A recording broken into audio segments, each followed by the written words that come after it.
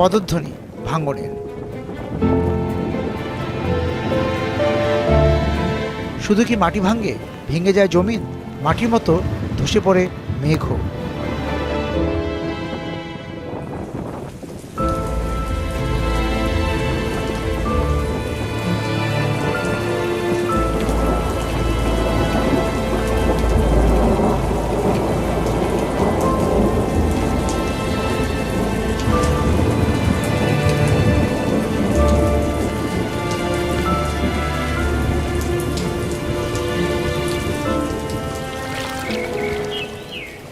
যে আকাশে মেঘ চড়ে বেড়ায়, সেই আকাশে কখনো রাখাল বালকের মতো ছুটে যেতে ইচ্ছে করে মেঘের পেছনে,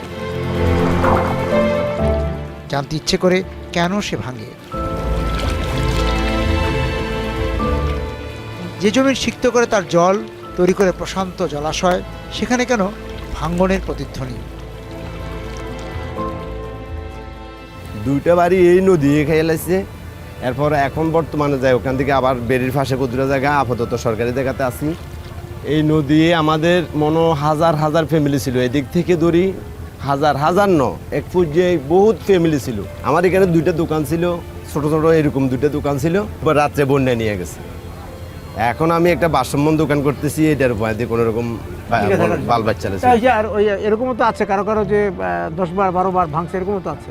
হ্যাঁ, 10-12 বার অবশ্যই ভাঙছে। তাই যে দুর্যোগের সময়, ঘূর্ণিঝড়ের সময় আপনারা কি করেন? আমরা ঘূর্ণিঝড়ের সময় আমাদেরকে সতর্ক দিলে আমরা কই সেন্টার একটা আছে, এটাতে কিছুদিন একবার গেছিলাম। আর এই বাসায় থাকি। বাসায় থাকেন, জান না কেন?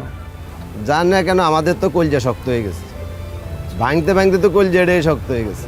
এখন আর ভাঙ্গারও ভয় পান না, আবার এই 1700 বা সিগন্যালকেও ভয় পান না? না, আর ভয় পাই না। 8-7 আপনাদের কাছে? না, আমাদের কাছে 8-7ও আমরা এখানে থাকি।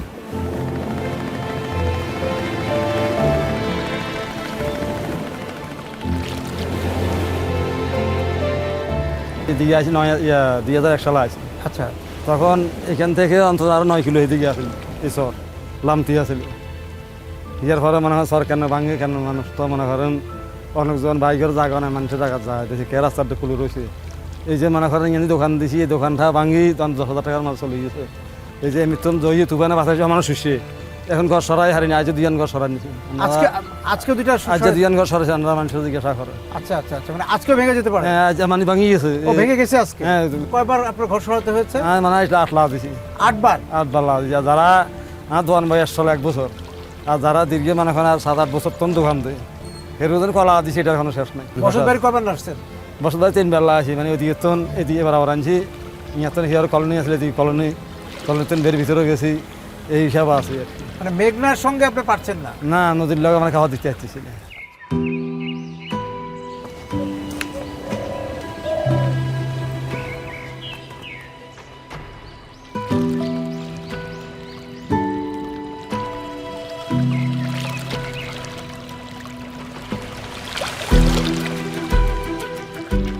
আমরা ঢেউয়ের গ্রাসে তলিয়ে যেতে দেখি মাটি, বৃক্ষ, বসত, কিন্তু মানুষ যে বারবার জোয়ারের তেরে আসা ফনা থেকে দূরে সরে যাচ্ছে, এ সরে যাওয়াও তো জীবন থেকে সরে যাওয়ার মতোই।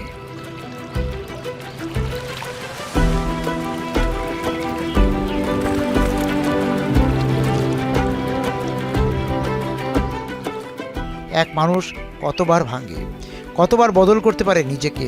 দরিয়ার ভরা কটাল, মরা কটালের অঙ্কের সঙ্গে হিসেব মিলাতে না পারা মানুষেরা রয়ে যায় প্রান্ত বা শূন্যরেখারও নিচে।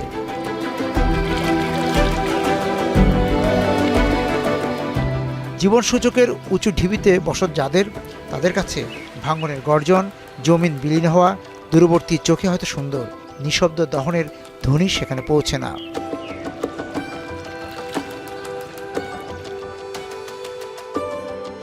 চাচি, জি, ওইটা কি? উড়িষ্যার। আর এদিকে এটা উড়িষ্যার? যে এটা উড়িষ্যার। আপনাদের বাড়ি আগে কই ছিল? আগে দক্ষিণাতিয়া ছিল। দক্ষিণাতিয়া। হ্যাঁ, তারপরে দিকে কিভাবে আসলেন বলেন তো গল্পটা।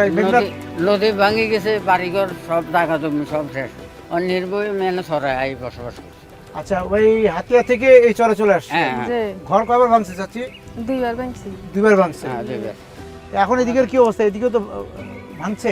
এদিকে তো ভাঙি যায়, এদিকে তো ব্যাগ ভাঙি দাঁড় কইরা। ভাঙি যার সব। এখন আপনার ঘর ভাঙবে কি মনে হয়? ঘর ভাঙবে, ঘর ভাঙি যাব ঘর ভাঙবে। বাতাস হইলে তুফান হইলে তো আরো ঘরে থাকুনো যাইতো না দেখা যাবে না। না, এদিকে কি ছিল? এদিকে এদিকেও বাড়ি আছিল এদিকে বাড়ি ছিল। হ্যাঁ, বাড়িতে। হে বাড়ি গোড়া ভাঙ্গিও নপ আছে আর ওষুধ আর দিকে তো ওইদিকে একটা বাড়ি ওই আছিল, ব্যাগ অনেক আছে ব্যাগ গেছে গো ওই ওদিকে অনেক বাড়ি ছিল। অনেক বাড়ি আছিল এক সব সাত বাড়ি- পুনন্তলা ছিল বড় ওই বড় কাপড় বাড়ি তলা ছিল। ছিল হে কাপ ভাঙি ভাঙি নেমি হুই এক ইয়ে গেছে আচ্ছা, এখন আপনারা এটা নিয়ে এখন যাবেন কই? জামু ধরুন একজন কৃষি খাত রয়েছি, মানে এখানে মানে বেদ ভিতরে যামু এরি ও এর মধ্যে ভেঙে ফেলবেন? হ্যাঁ। যে ও সিদ্ধান্ত নিয়ে ফেলছেন। যে তখন আর কি রুম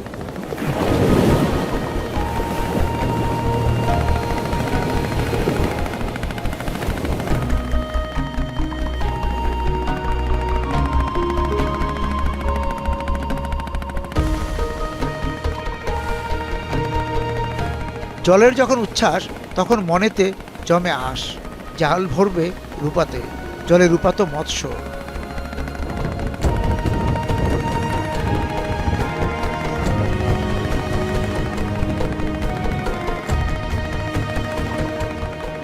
জেলে এখন ইচ্ছে করলেই দরিয়ায় নেমে পড়তে পারেন না।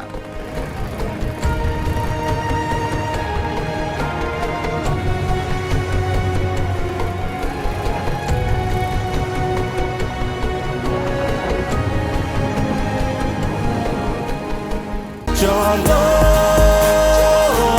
আজ খুশির মিছিল। 40 বছর ধরে অসংখ্য খুশির মিছিলে ছিল আইডিয়ালসি, থাকবে আগামীতেও। মাছ গুণিত হারে বাড়বে এই সূত্র মানতে জাল গুটিয়ে রাখতে হয় বছরের বিভিন্ন সময়ে, কিন্তু জলে নৌকা ভাসানোর যখন সময় আসে তখন মাছের বুঝি অভিমান ভাঙে না। জালের এখন কত রকমারি ছল, সেই ছল চাতুরিও হার মানে মাছের অভিমানের কাছে। পোয়া, আরে পোয়া খেতে তো মজা। দাঁড়া দাঁড়া দাঁড়া দাঁড়া ভাই, খালি কি পোয়াই পেয়েছেন? পুরো সাগর পর্যন্ত গেছিলেন না শুধু মেঘনাতেই? না না আমরা এই যেতেছি এই মেঘনার মধ্যেই ছিলেন, খালি পোয়া নিয়ে চলে আসছেন? আর ইলিশ আছে তো একটা ইলিশও পেয়েছেন একটা না? এগুলি কত করে বিক্রি করবেন? এ ডাকে যায় ওরে তার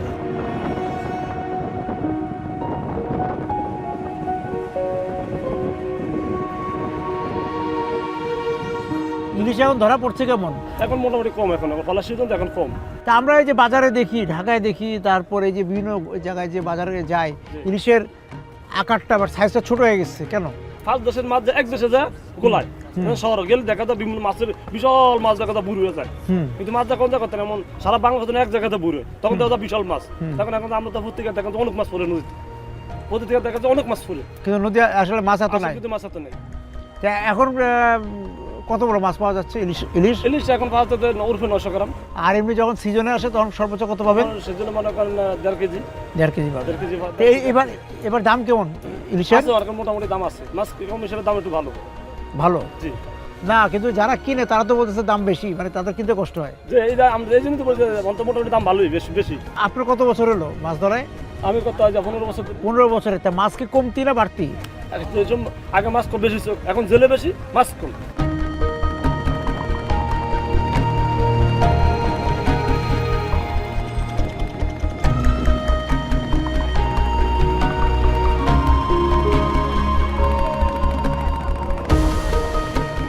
সমুদ্রের অঙ্গুলি ছোঁয়া যে মেঘনা, সুবর্ণচর, উড়িরচর, হাতিয়া সন্দ্বীপের করতলে জমা জলে মাছ স্বচ্ছন্দ নেই।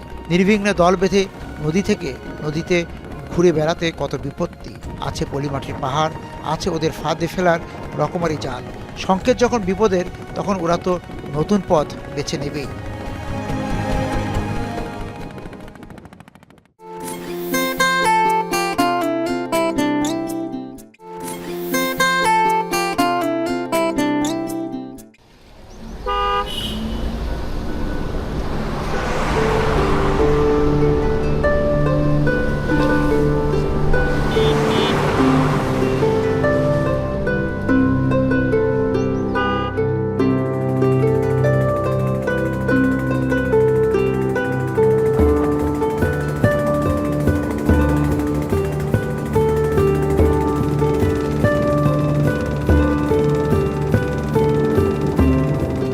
আমরাও পথ বদল করি আসি চাঁদপুর, যার পরিচয় ইলিশের বাড়ি।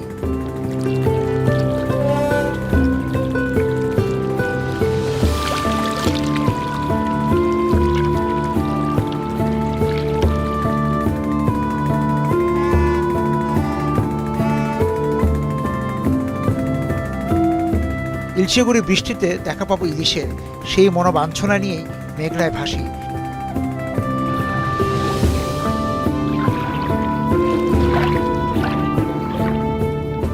মেঘ ঢেউয়ের গর্জন উপেক্ষা করে নৌকার খোঁজ করতে থাকি। ইলিশের নৌকার দেখা পাওয়ার আগে দেখা হয় যাদের জীবনের 16 আনা জলেই, এই মেঘনাতেই।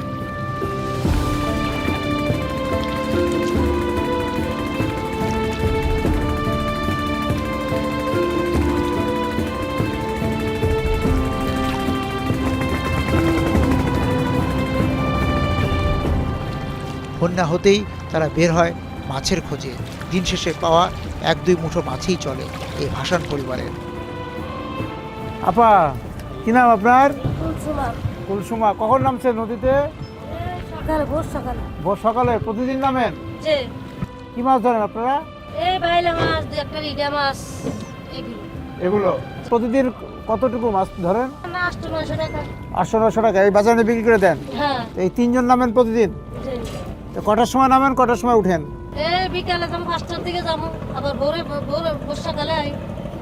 ভোরে আসবেন হ্যাঁ। আর 5টা পর্যন্ত হ্যাঁ। আছে মাছ? হ্যাঁ, আর পান নাই? না এই ভোর থেকে মাছ পান নাই?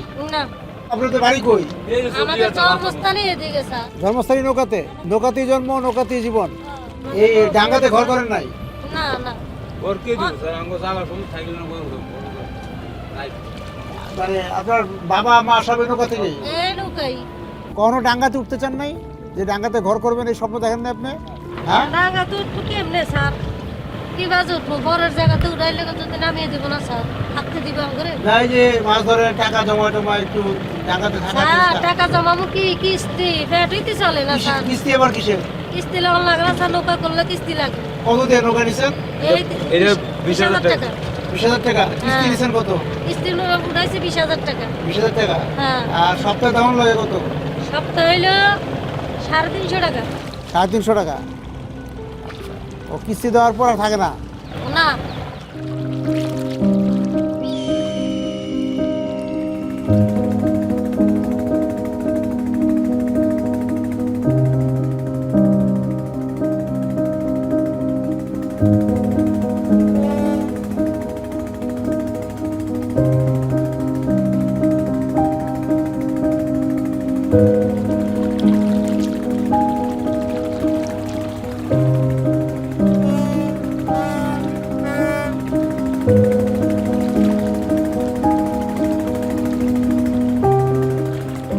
বড় জাল দেখে ভেবেছিলাম ইলিশ ধরার নৌকা, মোহনার ঘূর্ণি তখন বেশ মেজাজে আছে। তাকে সামনে নিয়েই এগিয়ে যায় নৌকার দিকে।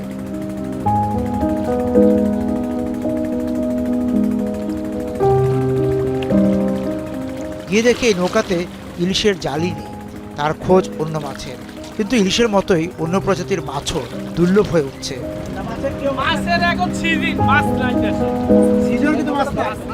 মাছেদের অভিমানে কিংবা মুখ ফিরিয়ে অন্য পথ নেয় জেলেদের জীবিকাই এখন ঝুঁকিতে। যেই মাছ আমরা পাই, আমগো নৌকার খরচ হয় না, বাড়ির খামু করতে। কি কি মাছ ধরেন আপনারা? আমরা ধরি গাইরা মাছ, সিলন মাছ, বাসা মাছ। আচ্ছা, তো এখন তো মাছের সিজন। হ্যাঁ, এখন মাছের সিজন। আচ্ছা, মাছ কম কেন? মাছ কম কেন এটা আমরা বলতে পারবো না, এটা আল্লাহ তাআলাই বলতে পারবো। প্রতিদিন কয় টাকার মাছ পান এখন? এখন 1-1.5 টাকা। আজ যা রাত, সারা রাত জাল বাইয়া 1800 টাকা বেশি মাত্র। 1800 টাকা বেশি। আর চাইলা তেল কিনছি, হাজিরার টিয়া নাই। আপনারা ইলিশ ধরেন না? না। ইলিশের কি অবস্থা? ইলিশ অবস্থা তো নাই করলি চলে। হ্যাঁ, নাই ইলিশ নাই। না, চাঁদপুর ইলিশ নাই, মেঘনা ইলিশ নাই, ডাকাতিয়ার কি অবস্থা? আমাদের আধা কেজি একটা মাছ যদি 500-150 টাকা যায়, তার বাঁচকো। ইলিশও কমে গেল। আপনাদের কি মনে হয়? আপনারা তো অনেক বছর হয়েছে না নদীতে? আমার লাইফই শেষ নদীতে। তাই এই নদীর অভিজ্ঞতা কি মনে হয় যে মাছ আগে গেছে আমাদের দেন, এখন বছর বছর কঠিন হয়ে যাইতে আছে মাছ ধরা। তাই কেন? কারণটা জানেন কিছু? আমরা আলেকজান্ডার চেয়ারম্যান ঘাট আছে না, এখান থেকে আমরা শুক্রবার উঠাইছি, এদিকে কোনো মাছ নাই সাগরের ভিতরে। সাগরে মাছ নাই? না, হাজার হাজার ফিশিং উঁচু উঠিয়ে থিয়া বয়া রয়েছে, মাছ নেই।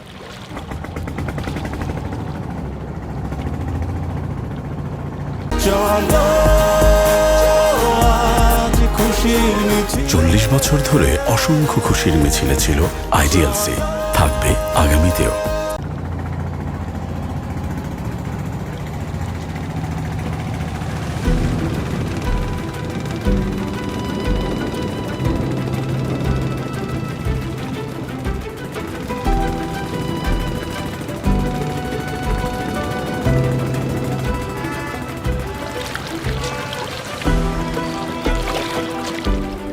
ইলিশের মুখ না দেখে ডাঙ্গায় উঠবো না, আমাদের পণ ছিল এমনই। মেঘনার ঢেউয়ের ভাঁজ ভেঙে ভেঙে আমরা ছুটে চলি নৌকা থেকে নৌকায়। ভাই মাছের খবর বলেন তো, কি ইলিশের খবর বলেন, ইলিশ কি অবস্থা? ইলিশের বাড়ি এটা, আর ইলিশ নাই। ইলিশের বাড়ি তো চাঁদপুরে, ঠিক আছে তো, ইলিশ মাছ আছে, মাছ একেবারে কম, মাছ অনেক নাই, মাছ পাওয়া যায়, মানে কম পাওয়া যায়। এই 13 কষ্ট দিয়ে এর মানে আরো 3-4 মাছ বেতন দেয়, 13 কষ্ট দিয়ে 300-400 নিতে পারি।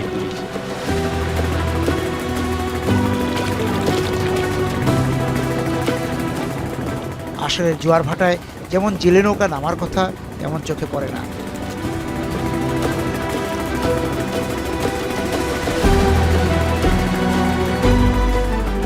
জেলেরা জলের ভাষা বুঝে, রোদের ঝিলিক মেঘের ছায়া দেখেও বুঝে পায় ইলিশের মিছিল।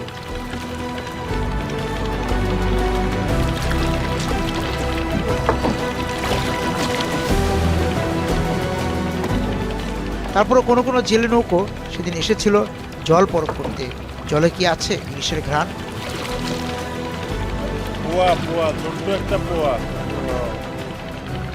ভাই কি অবস্থা, নামছেন কখন মেঘনাতে?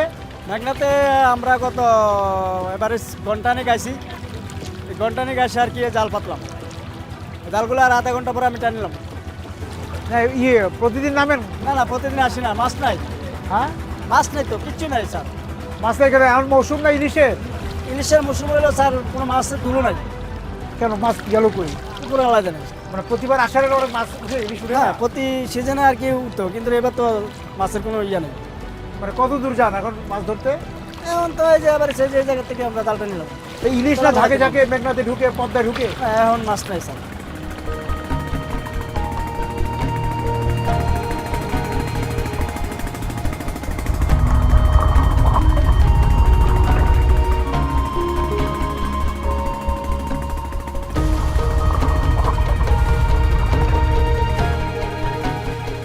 জেলেদের মতো আমরাও ওত পেতে থাকি। এক ঝাঁক ইলিশ না হোক, একটি ইলিশও যদি জোটে চোখের কপালে।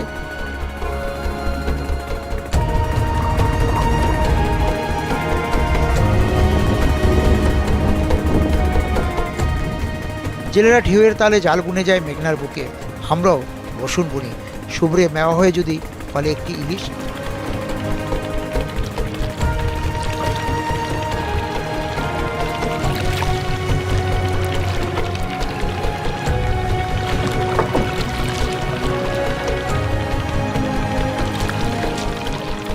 ভাই মাছ ধরতে নামছেন কখন আজকে?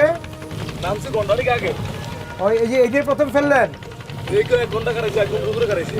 ও 1 ঘন্টার উপরে, এই যে এখন টানছেন। এখন পর্যন্ত কোনো মাছ দেখছি না। মাছ কম।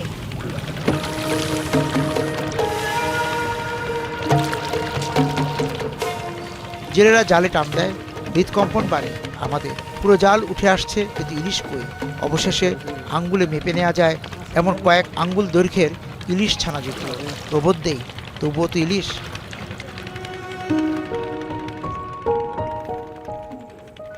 এটাই মাত্র পেয়েছেন? এটা কত, 150 গ্রাম?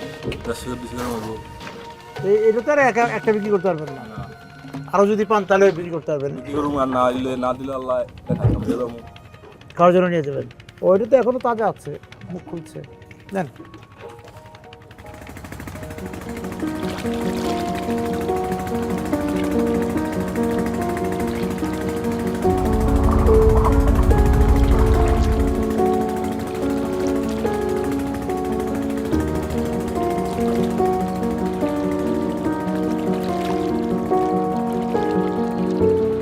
মেঘনার বুক থেকে ডাঙ্গায় উঠি।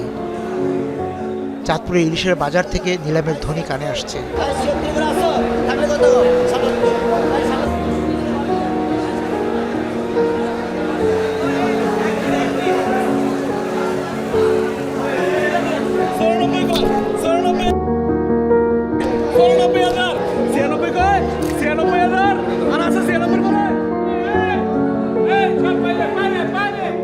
হয় 45,000, হয় 45,500, হয় 500, হয় 500, 45,500, হয় 500, 46,000, 46,000, হয় 46,000, হয় 47, হয় 47, 48, 48, 48, 48, 48, 48, আই নাই তো, আই নাই, আই নাই, আই নাই, আই নাই, আই 48 দাও।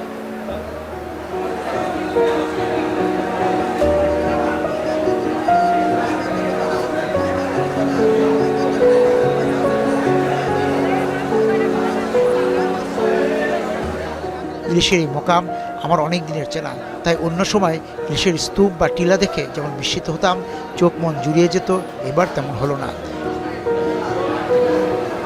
এটা 800 টাকা কেজি, আর এটা হলো আপনার 900 এক কেজি।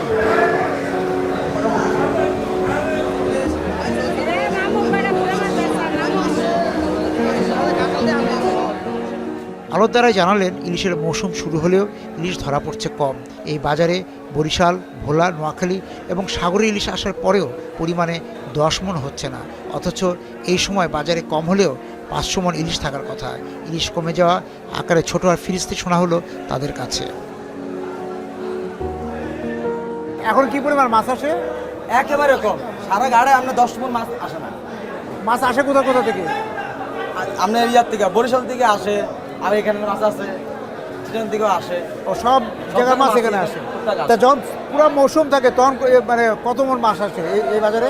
500 মণ, 1000 মণ মাছ তো আসে, আগে আসতো, এখন নাই। অন্য সময় এই যে এই সময় কি পরিমাণ মাছ আসতো এখানে? অনেক, এখানে তো গাড়ে মাছ ভরা থাকতো আপনার, এখন তো মাছই নেই, তা হাঁটতে আছে মানুষ। তা মৌসুম শুরু কবে? মানে এখনই তো মৌসুম, এখনই মৌসুম, জি।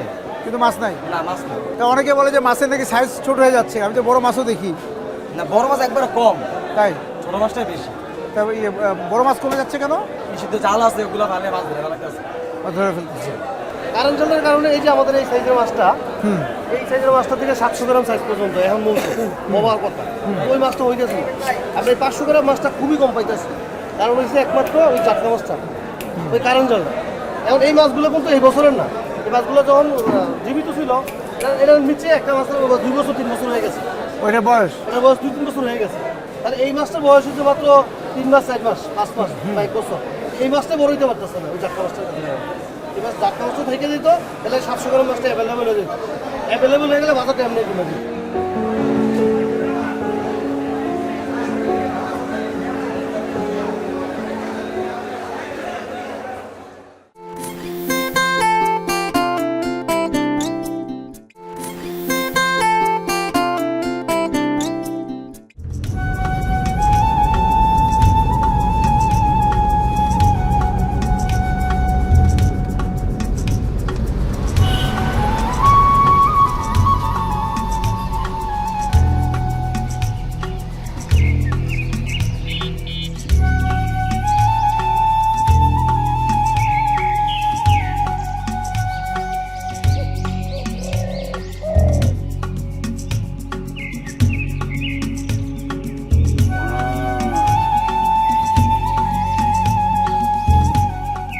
মেঘনার তীরবর্তী সুবর্ণচরের সকাল নিজেই যেন আজ ছবি আঁকতে বসেছিল।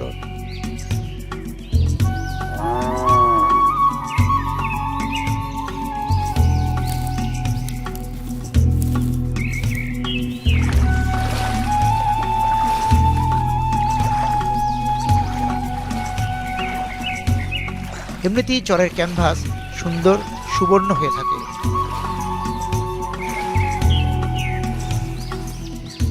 আর চরের নাম যখন সুবর্ণ, তখন মেঘনার বয়ানা পলিতে করা এই চরে মন খুশি ছবি তো আঁকা যাবেই। ঠিকই, মহিষের দল যখন বাথান থেকে মাঠে আসছিল তখন চোখের পলক পড়ছিল না।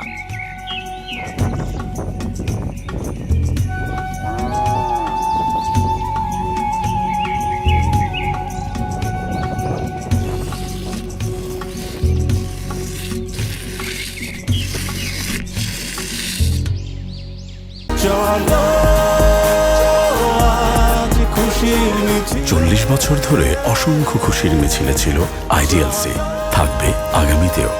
আপনার কবে থেকে শুরু করলেন এই মহিষ, গরু আর ভেড়া পালা? 87 সন থেকে আমি এটার লগে জড়িত। কয়টা মহিষ দিয়ে শুরু করেছিলেন? প্রথম থেকে আমি 6টা নিয়ে শুরু করছি। এটার থেকে আমরা উৎপাদন করি, বছর ধরেন না 7টা 8টা করে বিক্রি করি।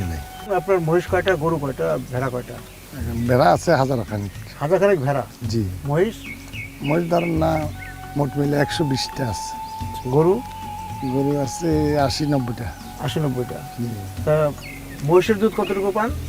মহিষের দুধ ধরেন না এখন হাই 60 লিটার পর্যন্ত পাই। গরু? গরুর আছে মনে হয় 20 লিটারের মতো 20 লিটার প্রতিদিন। জি। এই দুধ বিক্রি করেন কাদের কাছে? গুলা আঙ্গ সোনাপুরের দিকের ব্যাপারী আছে। এখানেই সব মহিষ গরু চড়ে আপনার? এখানে চরে আবার হিরি আমরা ওই স্বর্ণদ্বীপের হেদিকে লই যাই। আচ্ছা, স্বর্ণদ্বীপে? যা স্বর্ণদ্বীপে লই যাই। স্বর্ণদ্বীপে আপনার কি আছে? স্বর্ণদ্বীপে আপনার মশার ভেড়া আছে। কত ভেড়া এখানে? এখানে 1000 ভেড়া আছে। স্বর্ণদ্বীপে আবার 1000 ভেড়া। আর মহিষ? মহিষ আছে এখানে ধরেন না 70-80টা। এখন এই যে সুবর্ণ চর, এই সুবর্ণ চরে কি সবাই এই এলাকাতে মহিষ গরু চড়াচ্ছে? আবার স্বর্ণদ্বীপে গেল কেন? এখানে চড়াইতেছে তো এখন জায়গা আছে ধরেন না কতদিন, এই কিছুদিন পরে এটা যখন শাসা আবাদে চলে যাব, এখানে তো আর রাখুন যেত না। এই ভেড়া, ছাগল, মহিষ সব স্বর্ণদ্বীপে চলে যাবে? স্বর্ণদ্বীপে চলে যাবে। এই এলাকাতে আর থাকবে না? আর থাকবে না, আর থাকবে না। আচ্ছা, এখানে নিয়ে আসেন কখন? এখানে নিয়ে আসতেছি আমরা বাংলাতে আর মাঘ মাসের সময় আনেন, আবার আষাঢ় শ্রাবণের সময় নিয়ে যান? আষাঢ় মাসে নিয়ে।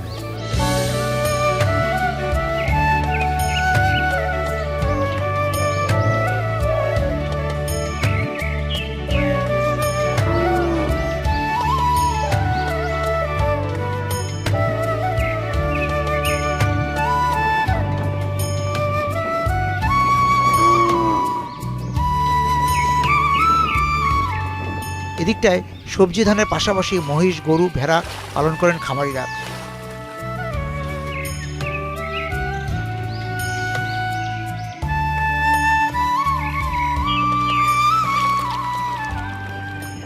বছর 2 আগেও এদিকের চরগুলোতে বসত কম ছিল কৃষির ফলন।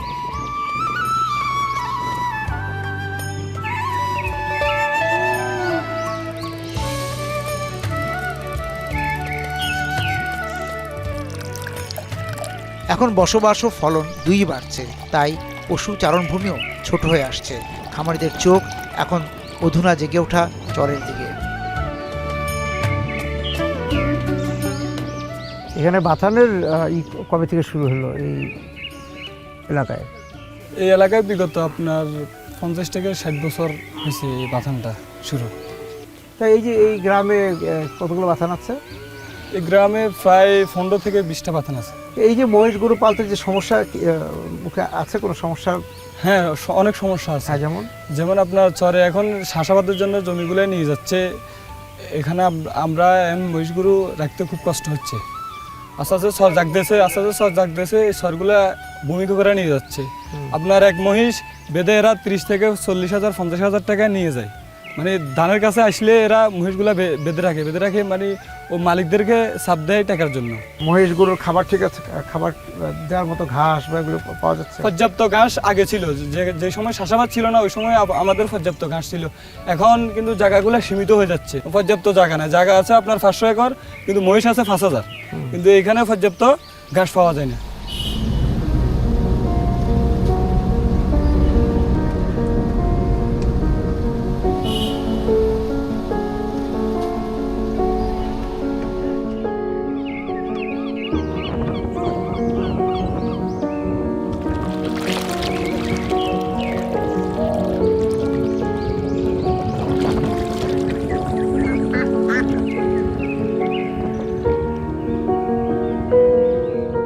চরে সবজির চাষ বাড়ছে, কৃষকরা এখন আর অনাবাদি রাখছে না চরের জমিন।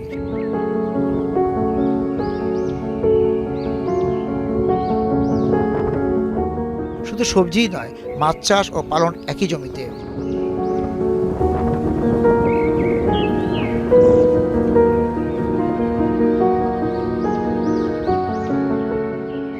এখানে কি কি ফলন হয়? এখানে হয় শসা হয়, সিম হয়, তারপর যায় মিষ্টি কুমড়া হয়, ভেন্ডি হয়। 12 মাস হয়? না, 12 মাস হয় না। কোন মাস থেকে কোন মাস হয়? বৈশাখ মাসের কোন শুরু করি আমরা, আর এই মাঘ মাস শেষ হয়ে যা আগো বন্ধু উঠতে। আচ্ছা, তারপর মাঘ মাসের পর এই জায়গাটা মানে বিরান থাকে? হ্যাঁ, বিরান থাকে 2-2.5 মাস, আর 3 মাসের মতন এটা গ্যাপ থাকে, কোনো কিছু আর রুই না।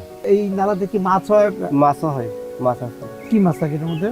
এই কোরাল মাছ, ইচা মাছ, তারপর যায় তেলাপিয়া মাছ, জিয়াল মাছ বলতে সব মাছ চালাই। ফসল ভালোই আপনাদের এখানে? ভালো আসে। ওই যে মহিলারাও কাজ করে আপনার কাছে, সবাই মিলে কাজ করে? সবাই মিলে কাজ করি।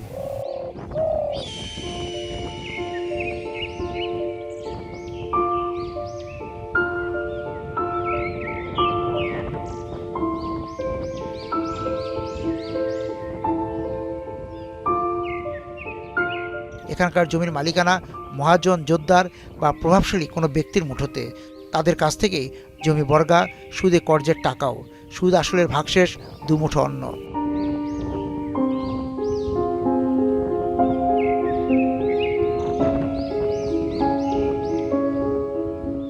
যারা সবজি চাষ করছে তারা কি এই জমির মালিক নাকি অন্যজনের কাছ থেকে? কিছু জমির মালিকও আছে, আবার কিছু মালিকের জমি ওই যে ক্ষয় মতো করে একটা 5 বছর চুক্তি যে একটা লিস্ট নিয়ে চাষ করে। যখন যে বন্যা হয় বা এই যে জলোচ্ছ্বাস, তারপর ঘূর্ণিঝড় হয়, তখন কি অবস্থা এগুলো? অনেক সময় ওগুলা ওই যে বৃষ্টি হলে ওই ফসলগুলা নষ্ট হয়ে যায়, গাছগুলা নষ্ট হয়ে যায়। ওই যে বৃষ্টি পানি কষ্টা ধরি গাছগুলা নষ্ট হয়ে যায়, আর কৃষক ওই সময় তো একদম মারাত। জনবসতি কম এখানে যারা আছে, তারা তো এখানকার স্থায়ী বাসিন্দা, অন্য জায়গা থেকে এসেছে না, এখানে যারা আছে ওরা স্থানীয় বাসিন্দা, হয়তো এখানে বাড়ি না, তাদের বাড়ি হয়তো বেটির ভিতরে আছে বা আশপাশে এরকম কিছু আছে। আর কি মানে এই যে নদী ভাঙ্গন থেকে এখানে এসছে নাকি? কিছু নদী ভাঙ্গন তো উড়িয়ে যায়, হয়তো জায়গা একজন তো জায়গা রাখছে 1.5 একর, ওই 1.5 একর ঘর রাখছে, ঘরগুলো ওখানে ওরা বসত করে। মানে পুরোপুরি গ্রাম হয় না এখন? না, গ্রাম হয় বিচ্ছিন্ন, তাই না? গ্রাম হলো না কেন? মানে ওই এখানে ওই জলোচ্ছ্বাস, বন্যা, ঘূর্ণিঝড়ে টিকতে পারে না বলে নাকি? ওই সময় বন্যা হলে ওই সময় মানুষ টিকতে পারে না, মানে আবার বেড়ির ভিতরে চলে যায়, আশ্রয় কেন্দ্রে চলে যায়, এদিকে মানুষ এখানে ঘর। এই জন্য এখানে এখনো মানে সমাজ তৈরি হয়, সমাজ তৈরি হয়।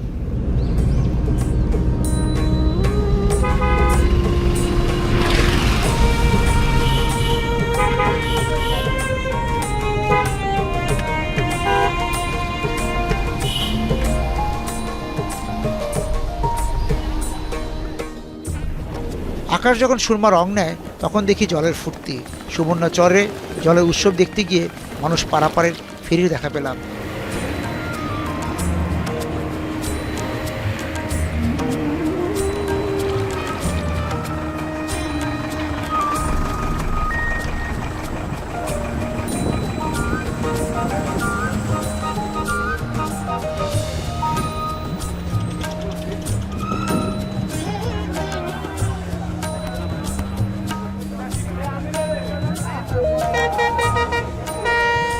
পারাপার হওয়া মানুষের সবার কাছেই আছে এক একটি বিচ্ছিন্নতার গল্প, নির্বাসন সময় জীবনের গল্প।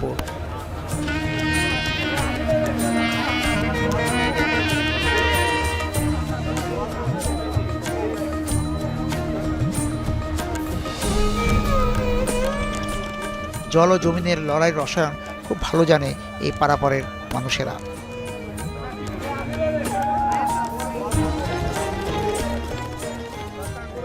ভাই, আপনি যাবেন কোথায়? হাতিয়া, ঘাটাঘাট। হাতিয়া। তারপরে কি নিয়মিত যাতায়াত করেন? হ্যাঁ, সপ্তাহে কয়দিন? সপ্তাহে নয়, ধরুন মাসে একবার। এই যে চলাফেরার অভিজ্ঞতা বলেন তো, নদীর ঘূর্ণিঝড়, দুর্যোগের মধ্যে? এর মধ্যে ধরুন ঘূর্ণিঝড়ে একবার সিটাকু দিকে। আচ্ছা, সেখানেও ধরুন সিটাকেও পানি উঠে গেছে। পানি উঠে গেছে, সিটাকেও পানি উঠে গেছে। সিটাকেও পানি উঠে গেছে। আচ্ছা, আর এখন মোটামুটি নিরাপদ? এখন মোটামুটি। কখনো ট্রলার দিয়ে আসতে যে বিপদে পড়ছেন? ট্রলারের ভিতরে পানি দূর হয়ে গেছে, তারপর এক বুক হয়ে গেছে। তারপরে আপনার মনে করেন ইয়ারে আর একটা বড় টানে গেছে। আচ্ছা, আপনাদের আত্মীয় পরিজন বা চরের লোক মারা গেছে এই যে ট্রলার ডুবিতে? কখনো? হ্যাঁ, মারা গেছে। মারা গেছে, না?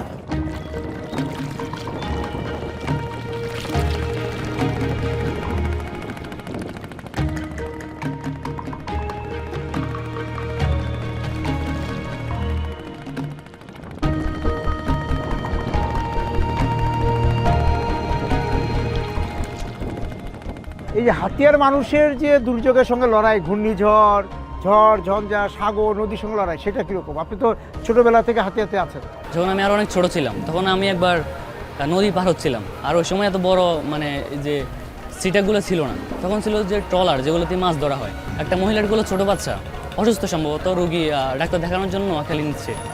তো ওই সময় ওদেরকে দেখে আমার এতটা খারাপ লাগছে, মানে নদীর অবস্থা খুব খারাপ ছিল, অনেক বাতাস ছিল। আর ট্রলার যখন ডুবতেছিল, ওরা মানে অনেক ভয়ে কান্না করতেছিল। ট্রলার ডুবির ঘটনা ঘটেছে? অনেক সময় তো অনেক যাত্রী মারা গেছে, ওদের লাশও পাওয়া যায় না, এরকম হয়েছিল অনেকবার।